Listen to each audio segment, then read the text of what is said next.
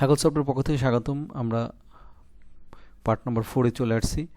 তো sales management সফটওয়্যারের offline training video part 4। যারা আগেরগুলো ভিডিও দেখেন নাই তাদেরকে অনুরোধ করব আগের সিকোয়েন্স অনুযায়ী ভিডিওগুলো দেখে পার্ট নাম্বার 4-এ আসতে, তা না হলে পার্ট নাম্বার 4 বুঝতে একটু অসুবিধা হবে। প্রতিটি ভিডিওই আপনারা একটু বারবার কয়েকবার দেখবেন, দেখলে মোটামুটি লজিকগুলো বা কীভাবে সফটওয়্যারটা কাজ করে, মানে খুবই একটা সহজ সফটওয়্যার, খুব ইজি সফটওয়্যার, কয়েকবার দেখলে আপনার সিস্টেমগুলো বিষয়গুলো খুব আয়ত্ত চলে আসবে।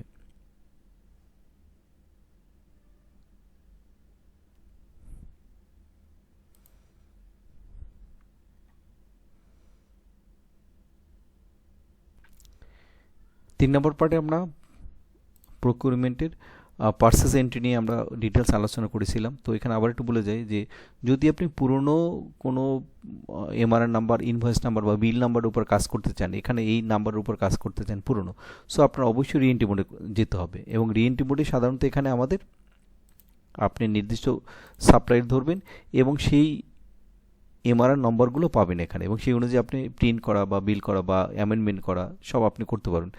যদি পুরনো হয়, অনেক দিনের পুরনো হয়, তাহলে এখান থেকে আপনি ডেট চেঞ্জ করে, এই যে এখানে ডেট চেঞ্জ করে আপনি পুরনো বিলগুলো, এখানে সাধারণত 1 মাসের মতো বিল থাকে, পুরনোগুলো নিয়ে আসতে পারেন। এখন দেখেন অনেকগুলো বিল চলে আসছে, পুরনো বিলগুলো যদি খোঁজ করে বের করতে চান তো এইভাবে আপনি পুরনো বিলগুলো এখান থেকে ক্লিক করে ডেট চেঞ্জ, ডেটটা বাড়িয়ে দিয়ে আপনার নির্দিষ্ট ডেট, যে ডেটে আপনি বিলটা খুঁজতে চাচ্ছেন, ওই ওই এমআরআর নম্বরের যে বিল ডেটটা সেটা দিয়ে আপনি সার্চ দিয়ে আপনি এখান থেকে এই বিল ডেটটা পেতে পারেন। এই একটা কাজ। তো এখন আমরা আসবো, সরাসরি চলে আসবো, আমরা রিটার্নটা এখন দেখাবো না, রিটার্নটা এখন আমরা দেখাবো না, রিটার্নটা আমরা পরে আলোচনা করব। রিটার্ন নিয়ে সাপ্লাইয়ের কাছ থেকে কীভাবে রিটার্ন দেওয়া যায়, যে মাল আমার দরকার নেই আমরা রিটার্ন করব সাপ্লাইয়ের কাছ থেকে বা ভেন্ডর কাছ থেকে আমরা এখানে রিটার্ন করতে পারবো, সেটা আমরা পরে দেখাবো। আমরা এখন অ্যাডজাস্টমেন্টে চলে আসি। অ্যাডজাস্টমেন্ট হলে কোনো কারণে যদি আমাদের আইটেমটাকে ইনক্রিজ করা যায়, কোয়ান্টিটি ইনক্রিজ করা অথবা ডিক্রিজ করা, যে কোনো কারণে, হয়তো মাল মিসিং হয়ে গেছে, চুরি হয়ে গেছে, ভেঙে গেছে, বা স্টক মিলানোর জন্য আমরা এটা করতে পারি। তো এখানে আর কিছুই না, আমরা কোন ওয়্যারহাউসের মাল করব, এখানেও একটা সিরিয়াল নাম্বার তৈরি হয়, সিরিয়াল ডেট ধরে, এবং ইনক্রিজ না ডিক্রিজ, এখানে ডিক্রিজও করতে পারেন, ইনক্রিজ করে। আমরা আগে ইনক্রিজ দেখি, কী কারণে ইনক্রিজ করবো, আপনি রিজনটা লিখতে পারেন, বা ইনক্রিজ কে করছে সে তার নামটাও লিখতে পারেন।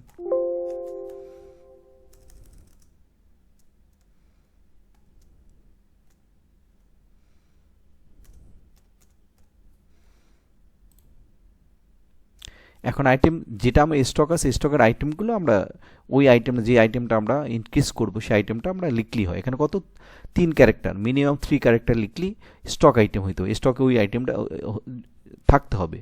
যেমন হাউস, HOUSE, হাউস, এই আইটেমটা আছে। তো এই আইটেমটা আমার কি আছে, 19 কোয়ান্টিটি আছে, আমি এটাকে 1 কোয়ান্টিটি বাড়াবো,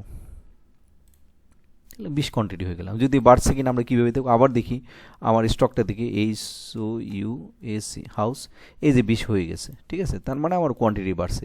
এভাবে আমরা ডিক্রিজও করতে পারি এবং এখান থেকে আমরা একটা রিপোর্টও নিতে পারি।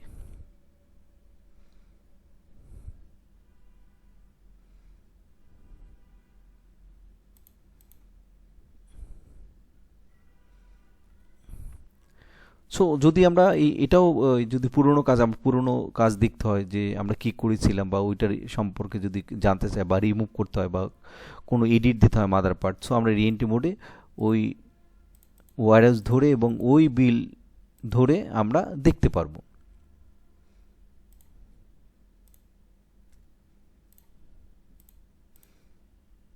এবার বিল ধরে আমরা দেখতে পারবো এবং এখান থেকে আমরা আমাদের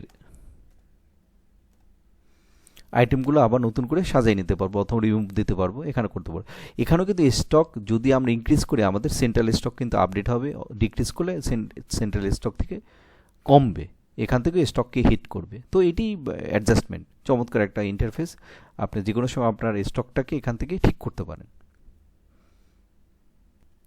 স্টক অ্যাডজাস্টমেন্টের হিস্ট্রি আছে, কী কী আপনি স্টক অ্যাডজাস্টমেন্ট করছেন সেই হিস্ট্রি যদি দেখতে চান তো তো এখান থেকে দেখতে পারেন এবং সেটা রিপোর্টে নিতে পারেন। এইসব আইটেমগুলোর আমরা অ্যাডজাস্টমেন্ট করছি, 2 কোয়ান্টিটি ইনক্রিজ করছি, ঠিক আছে, এটা 5 quantity increase, total 7 quantity increase করা হয়েছে।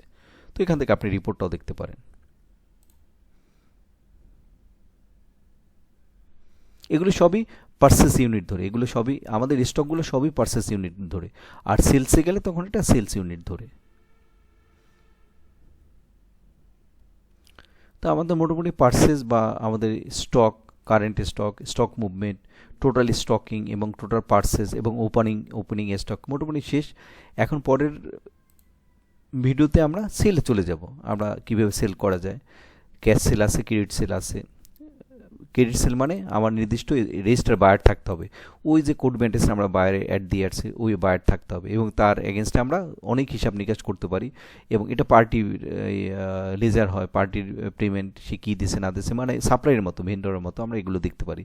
আর ক্যাশে হলো যে নন রেজিস্টার, শুধু আমরা নাম লিখে তার রেজিস্টার বায়ার দরকার হয় না, আমরা মালগুলো তার কাছে বিক্রি করতে পারি।